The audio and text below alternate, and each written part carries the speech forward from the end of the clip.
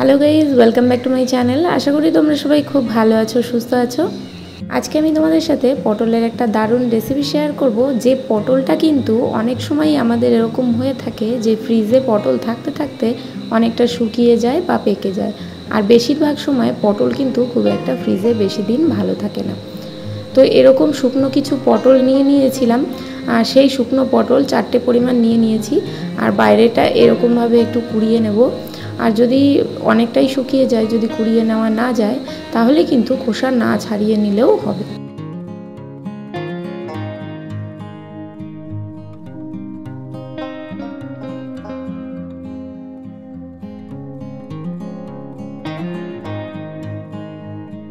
এখানে আমি কিছু শুকিয়ে যাওয়া পটল নিয়েছি। এই শুকিয়ে যাওয়া পটলের বদলে তোমরা কিন্তু এখানে পাকা পটল দিয়েও এই রেসিপিটা বানাতে পারো। তো এইভাবে দুমুখ কেটে নেব পটলের।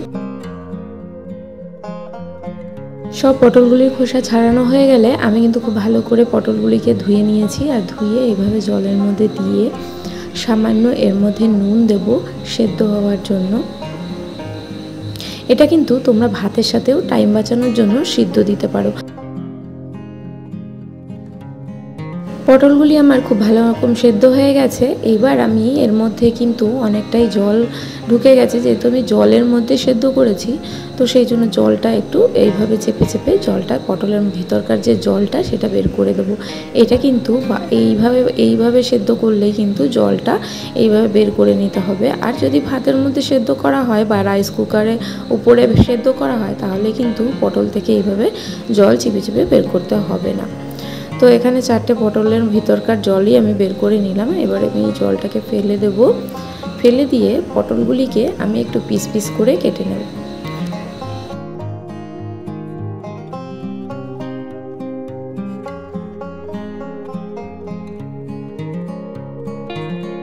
আমি এখানে সেদ্ধ পটলগুলিকে একটা চাকুর সাহায্যে কেটে নিচ্ছি টুকরো টুকরো করে। তো তোমরা এই চাকুর সাহায্যে কাটার বদলে যদি হাতে টাইম কম থাকে, তাহলে কিন্তু হাত দিয়ে চটকেও নিতে পারো, মিক্সিতে পেস্টও করে নিতে পারো ঠান্ডা করে। তো আমি এখানে চাকুর সাহায্যেই কেটে নিলাম। আর এবার কেটে নিচ্ছি একটা টমেটো, একটা মিডিয়াম সাইজের টমেটো কেটে নিচ্ছি।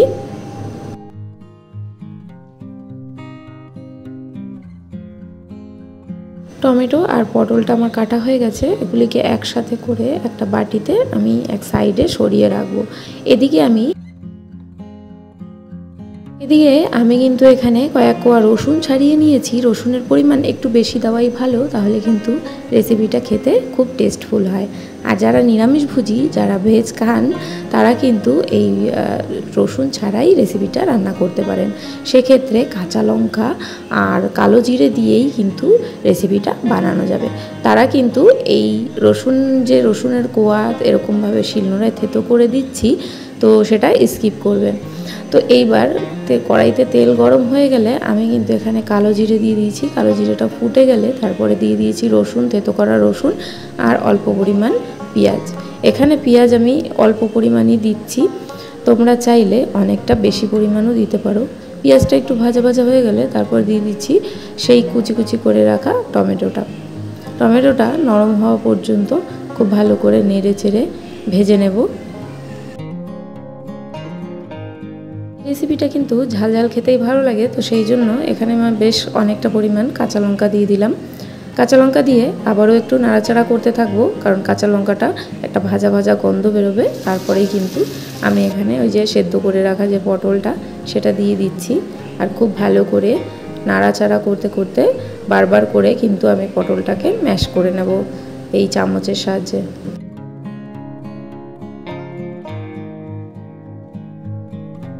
পটলটাকে কিন্তু আমি এরকম চামচের সাহায্যেই ম্যাশ করে নিচ্ছি। তোমরা চাইলে কিন্তু প্রথমেই পটলটা কড়াইতে দেওয়ার আগে হাতের সাহায্যে ম্যাশ করে নিতে পারো।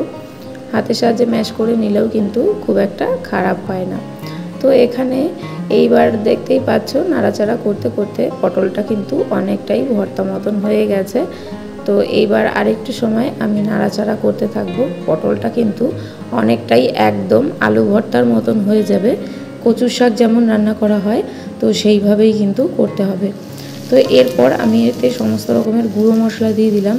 গুঁড়ো মশলা বলতে গুঁড়ো মশলার মধ্যে হলুদ গুঁড়ো সব হাফ চামচ পরিমাণ, হলুদ গুঁড়ি, জিরে গুঁড়ি, ধনে গুঁড়ি আর স্বাদ মতন লবণ দিয়ে দিয়েছি।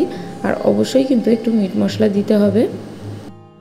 কিছুক্ষণ রেস্ট করেই কিন্তু আমি পটলটাকে বারবার করে নাড়াচাড়া করে নেব, কারণ পটলের যে সমস্ত পটল সবজিটা এমনিতেই কিন্তু একটু জলীয় সবজি। তো পটলের যে সবজিটা, এইটা যতক্ষণ এর মধ্যে জল থাকবে ততক্ষণ কিন্তু আমি এই সবজিটাকে এইভাবে থেতো করে বারবার করে ভেজে নেব, যতক্ষণ না এর গা ছেড়ে তেল বেরিয়ে আসে। পটলটা কিন্তু খুব ভালো রকমভাবে ভাজা হয়ে গেছে, পটলের মধ্যে একটুও জল অবশিষ্ট নেই। এইভাবেই এটা নামিয়ে নিতে হবে। আর এভাবে খেতে কিন্তু খুবই ভালো লাগে। আমি বলবো তোমরা কিন্তু বাড়িতে অবশ্যই ট্রাই করো। আর আমার এই রেসিপিটা কেমন লাগলো জানাতে কিন্তু একদম ভুলো না। ভালো লাগলে একটা লাইক দিতে একদমই ভুলবে না। তো আজকের মতন টাটা।